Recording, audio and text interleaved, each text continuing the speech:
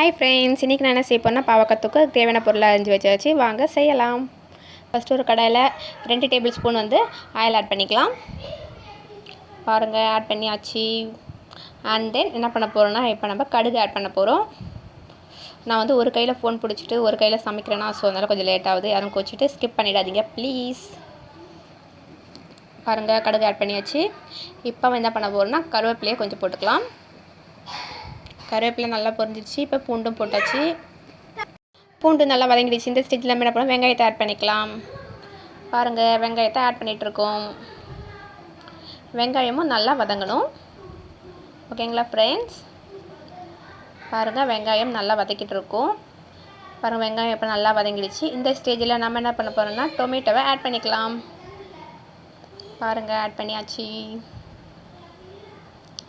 பண்ணியாச்சு. இப்போ அதையும் நல்லா கிண்டுறோம். அதுவும் நல்லா வதக்கணும். அப்படியே கையை விடாமல் கிண்டி வதக்கினா சீக்கிரமாக வந்து பாருங்கள், இந்த அளவுக்கு வதங்கிடுச்சு. இப்போ ரெண்டுமே வதங்கினால இப்போ நம்ம பாவக்காய் கட் பண்ணி வச்சுருக்க பாவக்காயை போட்டுக்கலாம். நான் 1/4 கிலோ பாவக்காய் எடுத்துருக்கேன்.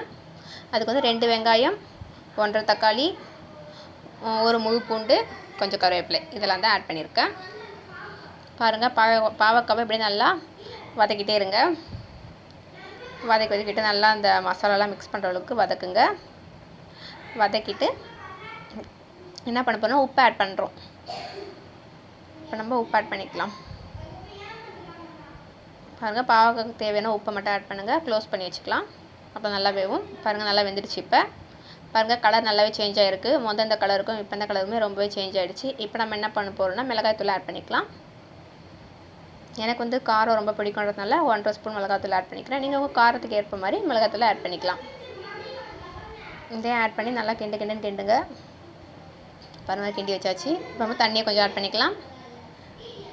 தண்ணியை நல்லா ஆட் பண்ணிவிட்டு அதையும் நல்லா கலக்கி விடணும். பாருங்கள், தண்ணி ஆட் பண்ணாச்சு. நல்லா கலக்கி விட்டுக்கோங்க. கலக்கிட்டோம். இப்போ இதை என்ன பண்ண போகிறோம்னா, க்ளோஸ் பண்ணி வைக்க போகிறோம். ஓகே, க்ளோஸ் பண்ணியாச்சு. இப்போ ஓப்பன் பண்ணி பார்க்கலாமா? பாருங்கள், அவ்வளோ சூப்பராக வந்திருக்கு பாவக்காய். உங்களுக்கு இந்த டிஷ் பிடிச்சிருக்குன்னா உடனே லைக் பண்ணுங்கள், கமெண்ட் பண்ணுங்கள், ஷேர் பண்ணுங்கள், கூடவே ஃபாலோவும் பண்ணிவிடுங்க. டாட்டா, பாய் பாய்.